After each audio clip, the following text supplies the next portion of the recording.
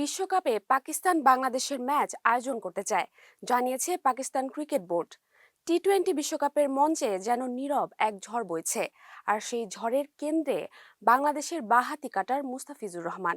ক্রিকেটের সীমানা ছাড়িয়ে ঘটনা প্রবাহ এখন ছুঁয়ে ফেলেছে রাজনীতি, কূটনীতি আর জাতীয় মর্যাদার প্রশ্নে। সবকিছুর সূত্রপাত আইপিএলে মুস্তাফিজের বাদ পড়া ঘিরে। রাজনৈতিক ও ধর্মীয় চাপের মুখে বিসিসিআইয়ের নির্দেশে কেকেআর তাকে ছেঁটে ফেললে দুই দেশের ক্রিকেট সম্পর্কে দৃশ্যমান টানাপোড়েন শুরু হয়।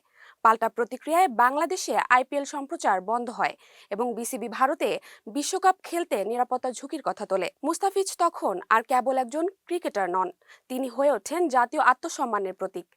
পরিস্থিতি সামাল দিতে বিসিবি একাধিকবার আইসিসিকে চিঠি দিয়ে ভেন্যু পরিবর্তনের অনুরোধ জানালে এখনো কোনো স্পষ্ট জবাব আসেনি। এই নীরবতার মাঝেই নাটকীয়ভাবে সামনে আসে পাকিস্তান। জিও সুপার খবর অনুযায়ী পাকিস্তান ক্রিকেট বোর্ড বাংলাদেশের ম্যাচ আয়োজনের আগ্রহ জানিয়েছে এবং প্রয়োজনে বিকল্প ভেন্যু হতে প্রস্তুত তারা। আন্তর্জাতিক মানের স্টেডিয়াম, সাম্প্রতিক চ্যাম্পিয়ন্স ট্রফি এবং আইসিসি নারী কোয়ালিফায়ার সফলভাবে আয়োজনের অভিজ্ঞতা, সব মিলিয়ে আত্মবিশ্বাসী পাকিস্তান।